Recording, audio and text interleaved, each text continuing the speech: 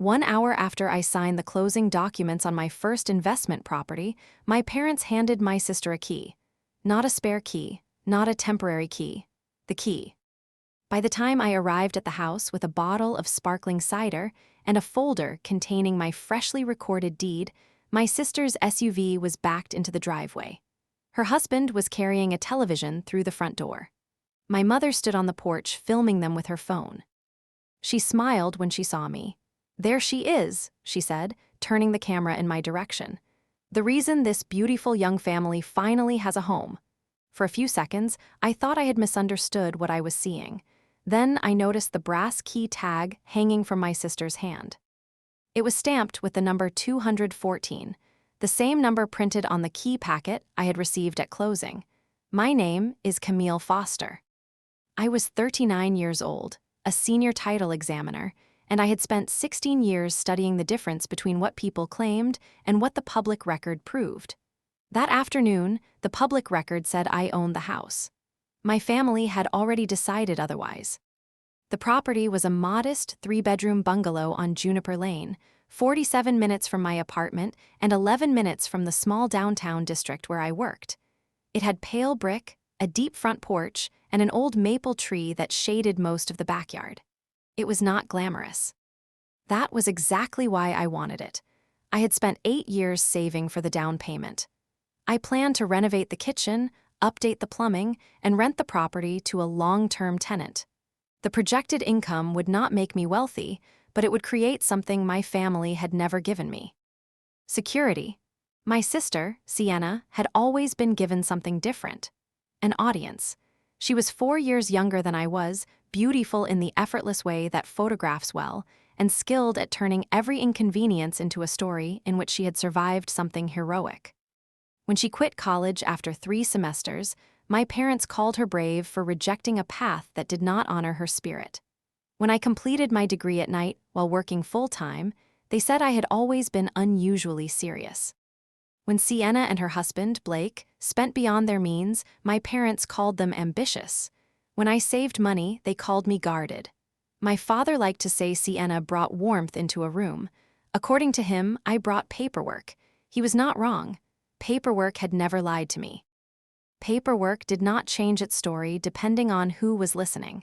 It did not cry when challenged or accuse you of being cruel for noticing a discrepancy. It sat quietly and waited for someone patient enough to read it. That patience had become my profession. It had also made me the family scapegoat. Whenever I questioned a number, I was negative. Whenever I remembered a promise, I was keeping score. Whenever I asked for something in writing, I was treating family like strangers. Standing in the driveway of my new property, I looked at Sienna's moving boxes stacked against my living room wall. "What is happening?" I asked. My mother lowered her phone only slightly. "Sienna and Blake needed a place," she said. "You had one. I bought this as a rental." "And now you have renters," my father said. He came through the doorway carrying a box labeled master bedroom. "They didn't sign a lease." My sister laughed softly, as though I had made a joke at a formal dinner. "Camille, we're not strangers." Blake set the television down inside and wiped his hands on his jeans.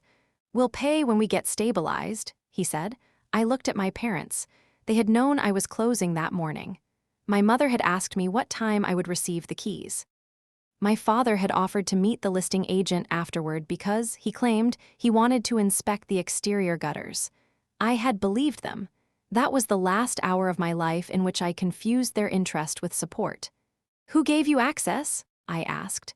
My father's jaw tightened. "It's a key, Camille. Don't make it sound criminal." "I received all authorized keys at closing," my mother sighed. "There was a contractor lockbox on the back door." "Your father got the code from the agent last week when he met her at the inspection." The statement was delivered casually, but the detail landed with weight. The agent had not authorized my father to use that code after closing. More importantly, my parents had planned this before the property legally belonged to me. Sienna walked toward me and lowered her voice. "We had to leave our apartment today." "Why?" The landlord was unreasonable. "What does that mean?" "It means we needed help." I looked past her. On the dining room table sat a framed photograph of Sienna and Blake from a luxury resort. It had already been unpacked. My sister had not arrived expecting a conversation. She had arrived expecting possession. I took the closing folder from under my arm and pressed it against my chest. The deed inside was still warm from the printer. "I need everyone to leave." My mother's expression changed instantly, not to surprise, to offense. "You would put your own sister on the street?" She was living somewhere this morning. "That situation is over," my father said. "Then she can stay with you." "Our neighborhood has restrictions," my mother replied. That was true. My parents lived in a gated development with strict rules about extended guests and vehicles parked overnight. Their home had 4 bedrooms, but accommodating my sister would have disrupted the image they had spent years creating. My little bungalow had no gates, only boundaries, and they believed mine were negotiable. Sienna's eyes filled with tears at exactly the moment my mother lifted her phone again. I watched the red recording light appear. "You're filming this?" I asked. "I want a record of how you're behaving." I almost laughed. A record. That word belonged to my world. My mother did not understand yet that records worked both ways. I stepped onto the porch and spoke calmly. "You do not have permission to occupy this property. You do not have a lease. You do not have my consent. I am asking you to remove your belongings and leave." Blake stared at me. "You sound like a robot." "No," I said. "I sound like the owner." My father moved closer. "Be careful, Camille. Family has a long memory. So does the county recorder." For the first time, no one answered. I left without entering the house. That may sound weak to some people. I know there are listeners who would have called the police immediately or started carrying boxes back outside. But I knew something my family did not. Possession disputes are rarely improved by anger. Anger creates noise. Noise obscures facts. I needed a clean chain of evidence. So I drove back to my apartment, placed the certified deed on my dining table, and opened a new file. I labeled it Juniper Lane, Unauthorized Occupancy. Inside, I placed my closing disclosure, purchase agreement, inspection communications, key receipt, and the time-stamped photograph I had taken outside the title office at 11:08 that morning. Then I wrote down everything I had seen. Sienna's vehicle in the driveway at 12:17, Blake carrying furniture, my mother filming, my father admitting he had used the contractor code, the framed resort photograph already displayed. Small details matter. A single fact may be dismissed. A sequence becomes difficult to explain. That evening, Sienna posted a photograph online. She and Blake stood on my porch holding champagne glasses. My parents stood behind them. The caption read, "After the hardest year of our lives, we finally have a place to rebuild. Family makes miracles happen." There was no mention of me. Within an hour, relatives and acquaintances were congratulating them on their new home. My mother commented, "No one deserves this more." My father wrote, "Proud of you both." I saved screenshots. At 9:43 p.m., I received an email from Sienna. The subject line was rental agreement. Attached was a 3-page document bearing my name. It stated that I had agreed to rent the Juniper Lane property to Sienna and Blake for $1 per month for 5 years. At the bottom was a signature that resembled mine. Resembled. That is a useful word in title work. A forged signature does not need to be elegant. It only needs to survive long enough to create confusion. Mine had been copied from the birthday check I sent my father the previous year. I knew because the unusual upward stroke in the letter F matched the version I used when signing quickly on glossy paper. The signature on my closing documents looked different. Slower, cleaner, witnessed. The email message contained one sentence. "Dad said this reflects what everyone agreed to." I stared at it for a long time. My parents had not merely moved my sister into my property. They had prepared a document designed to make her occupation look legitimate.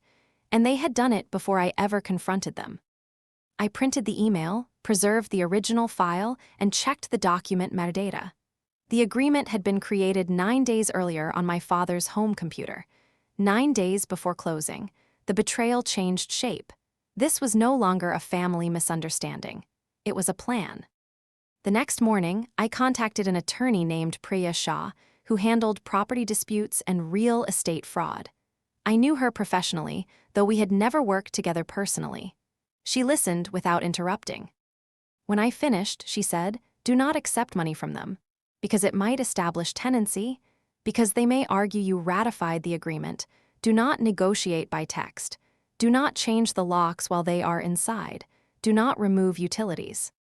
We will proceed carefully." Carefully was a language I understood. Priya sent a formal notice stating that the alleged lease was invalid, the signature was disputed, and Sienna and Blake were occupying the property without authorization. They were instructed to vacate. The response did not come from my sister. It came from my father. He called me during lunch. "You hired a lawyer against your own family." "I hired a lawyer to protect my property. It's a small house. It is my house. You have always cared more about ownership than people." "No," I said. "I care about people knowing what they own." He paused. Then his voice softened. That was his most dangerous tone. "Your mother and I have invested a great deal in your future." I thought about the tuition I had paid myself, the used car I bought at 21, the apartment deposit I saved while Sienna spent a summer in Europe. "What did you invest?" "Do not become disrespectful." I asked a factual question. He exhaled slowly. "If you force your sister out, we will make sure everyone understands what kind of person you are." The threat was not legal. It was social. In my family, reputation had always been the real currency. My parents volunteered at charity luncheons. They hosted elegant holiday dinners. My mother posted photographs of coordinated place settings and captions about gratitude. My father served on the advisory board of a local housing foundation. They did not merely enjoy appearing generous. They depended on it. My sister's online life worked the same way. She and Blake presented themselves as young entrepreneurs rebuilding after mysterious setbacks. Their vacations were called networking retreats. Their expensive dinners were framed as celebrations of resilience. The house on Juniper Lane had become their newest prop. I was expected to remain outside the photograph. If you have ever been called selfish for protecting something you worked years to earn, tell me in the comments. I think many families survive by assigning one person the role of giver, then punishing that person the first time she says, "This belongs to me." And subscribe if you believe quiet people deserve to have their side heard too. 3 days later, I discovered why Sienna had been forced out of her apartment. Her landlord had not been unreasonable. She and Blake had not paid rent for 4 months. That alone would have been serious, but it was not the full story. Blake had been accepting payments from clients for a home renovation business that no longer had a valid contractor license. Several jobs had been abandoned halfway through. One client had obtained a civil judgment against him. My sister had been promoting the company online, describing Blake as an award-winning builder. There were no awards. There was, however, a lawsuit, and Juniper Lane was suddenly useful for more than free housing. It gave them a fresh address, a residential showcase, a place to photograph before and after content without disclosing that the renovations were being funded by someone else. I learned this when a delivery truck arrived with cabinets I had not ordered. The driver called the number posted on my newly installed security camera. Priya had advised me that exterior cameras were lawful as long as they did not record private interior areas. The invoice listed Blake's company. The billing address was my property. The payment had failed. I contacted the supplier, identified myself as the owner, and requested documentation. The sales representative forwarded the order confirmation. Blake had described himself as the property manager. My father was listed as the financial guarantor. That was the moment I understood the true arrangement. My parents were not simply helping Sienna. They were using my house to rescue Blake's collapsing business. The forged lease created apparent control of the property. The new address made the company look operational. Renovation photographs could attract clients. If the business recovered, my parents would appear to have saved their golden child. If it failed, the debt, damage, and confusion would remain attached to my address. The frame would belong to them. The paper would belong to me. I ordered a title monitoring report. 2 days later, I received an alert. Someone had attempted to record a memorandum of lease against my property. A memorandum does not always reveal the full lease terms. It simply announces to the public that a lease may exist. Once recorded, it can cloud title, frighten lenders, and complicate a future sale. The county clerk had rejected the filing because the notary acknowledgement was incomplete.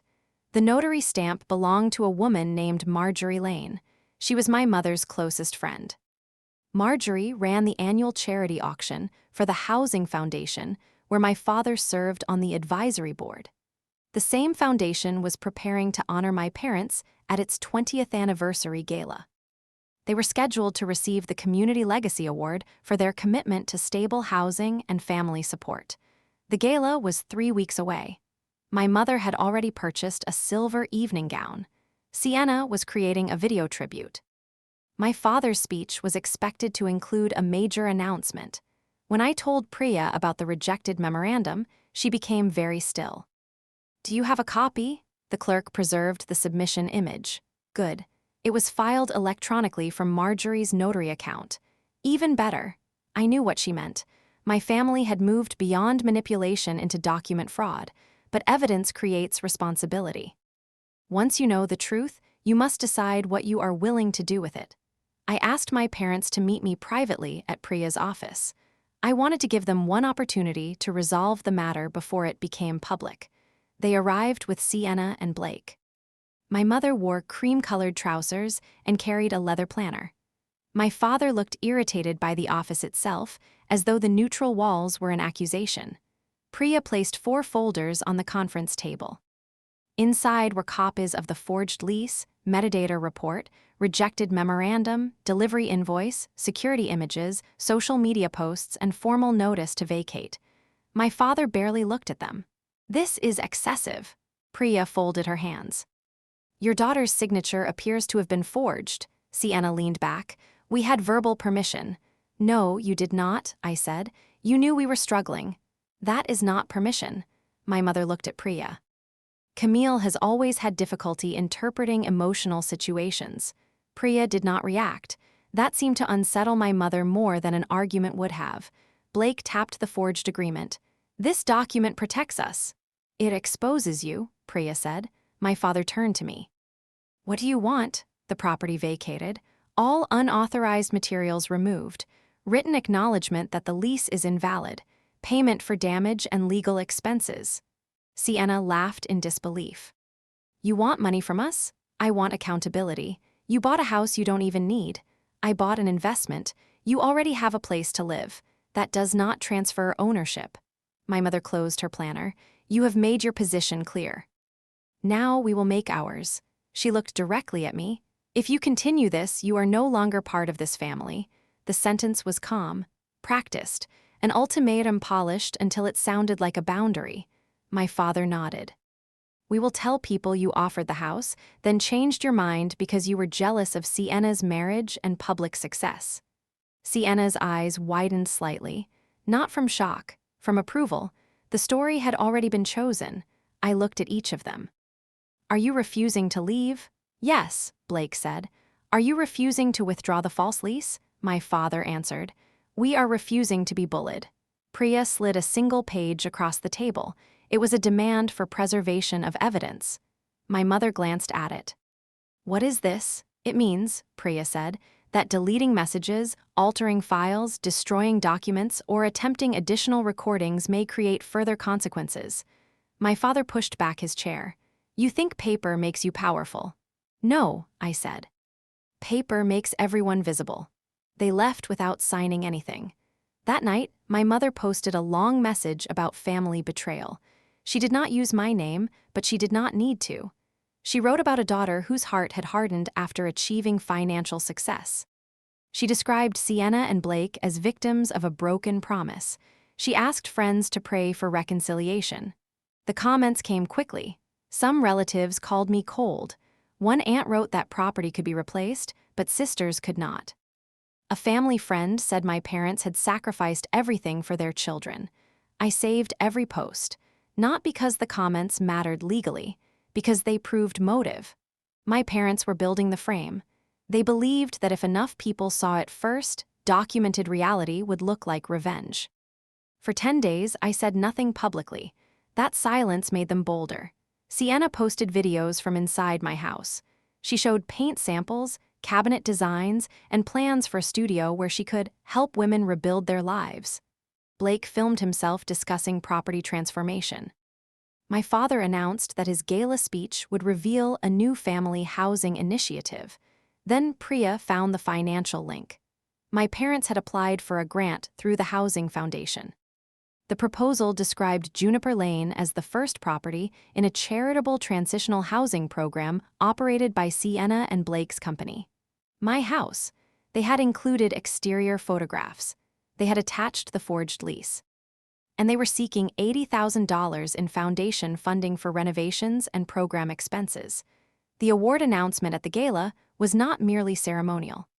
My father planned to unveil the initiative and accept the first grant installment on stage. I read the proposal 3 times. It was built from polished language and false premises, the kind of document designed to move quickly because questioning it would seem unkind. Stable homes, second chances, family-led compassion. The words were beautiful. The foundation beneath them was fraudulent. The Housing Foundation's executive director was a woman named Celeste Warren. She had final authority over grant disbursements and gala announcements. Priya contacted her counsel. We did not make accusations over the phone. We requested a confidential meeting and provided a short list of verifiable concerns. Celeste agreed to meet on the afternoon of the gala. By then, the event had become the most anticipated night in my parents' social circle. Nearly 300 guests were expected. Local business owners had purchased tables. A regional magazine planned to photograph the award presentation. My mother sent me an invitation despite declaring me no longer part of the family. A handwritten note was tucked inside. "Come if you can behave with dignity." I attended, not for revenge. For jurisdiction, a crowd can argue with a daughter. It cannot argue with the person authorized to stop a payment. I wore a dark blue dress and carried one slim archival box. Inside were certified copies, the recorded deed, the closing statement, the false lease, the metadata report, the rejected memorandum, the notary submission, the supplier invoice, the civil lawsuit against Blake, the grant proposal, and a sworn affidavit confirming that I had never authorized my property for charitable use. At 5:15, while guests gathered in the ballroom, Priya and I met Celeste in a private conference room at the hotel. Celeste was in her early 60s, composed and direct. She opened the box and reviewed each tab in order. She asked precise questions. I gave precise answers. "Did you ever agree to lease the property to your sister?" "No." "Did you sign this agreement?" "No." "Did you authorize the foundation to use your property in this program?" "No." "Did you know a grant application had been submitted?" "Not until my attorney obtained it." Celeste studied the notary. "Page, Marjorie notarized this?" The electronic filing came through her account. Celeste leaned back. Marjorie was not only the gala chair, she was also secretary of the foundation's board. The room became very quiet. "How many people know?" Celeste asked. "Only those necessary to preserve the evidence," Priya said. Celeste closed the folder. "Thank you for bringing this to me before funds were released." She stood. The decision had been made. No speech. No confrontation. Authority rarely needs volume. Have you ever watched a family protect appearances long after the truth was obvious? Tell me below what finally broke the illusion. And if stories about quiet justice and documented truth speak to you, subscribe. Sometimes the most powerful person in the room is the one who brought the complete file. The gala began at 7. My parents sat at the center table beneath a screen displaying photographs from their years of community service. Sienna wore gold. Blake wore a tuxedo and shook hands with donors as though the evening had been arranged in his honor. Marjorie moved between tables with a clipboard. My mother saw me near the back of the ballroom. For a moment, satisfaction crossed her face. She thought I had come to surrender. At 8:15, Celeste stepped onto the stage. The room settled. She thanked the sponsors and spoke about the foundation's responsibility to the families it served. Then she paused. Before tonight's planned award presentation, the board has been made aware of serious discrepancies involving the proposed foster family housing initiative. My father stopped smiling. Celeste continued. As a result, the grant announcement has been suspended pending an independent review. The Community Legacy Award presentation will also be postponed. The shift in the room was subtle at first. A few heads turned. Someone lowered a champagne glass. The photographer stepped away from the stage. Celeste did not mention fraud. She did not mention me. She did not need to. Marjorie hurried toward the side exit, but two board members intercepted her. One quietly asked her to surrender the foundation tablet and notary materials in her possession. My mother looked across the room and found me. I watched the instant she understood. I had not come to make a scene. I had delivered the paper to the person who controlled the frame. Sienna rose from her chair and moved toward me, but Blake caught her wrist. His face had gone pale. My father was approached by the foundation's attorney. Their conversation lasted less than a minute. He removed his board pin. No one shouted. That was what made it so devastating. The people who had praised my family all evening began creating distance one careful step at a time. Donors turned toward their spouses. Board members gathered near Celeste. The magazine photographer packed his equipment. The screen behind the stage still displayed a photograph of my parents smiling beside a ribbon-cutting ceremony. Appearances remained projected for several seconds after reality had changed. Then the screen went black. My parents left through a service corridor. I stayed long enough to answer Celeste's final questions. Then I went home. The legal consequences unfolded over the next 6 months. Sienna and Blake were ordered to vacate Juniper Lane. Because the forged lease was challenged immediately and no rent had been accepted, their claim collapsed quickly. They left damage behind. 2 interior walls had been partially demolished. The original cabinets were removed and stored improperly in the garage. Paint had been poured into a utility sink, damaging the drain line. The court awarded me possession, repair costs, and a portion of my legal fees. Blake's abandoned contracting projects led to additional civil judgments. His business closed. He later entered a repayment agreement with several former clients. Sienna deleted most of her renovation content and disappeared from social media for several months. When she returned, she described the experience as a season of betrayal and rebirth. Some habits survive consequences. Marjorie's notary commission was suspended during the investigation and later revoked. She resigned from the foundation board.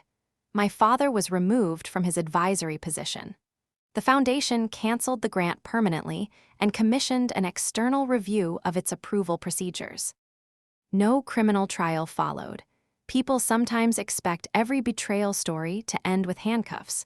Real life is usually less theatrical. The forged documents became part of a negotiated civil resolution. My parents agreed to reimburse certain costs and sign declarations confirming they had no legal or financial interest in Juniper Lane. Their greatest consequence was not dramatic.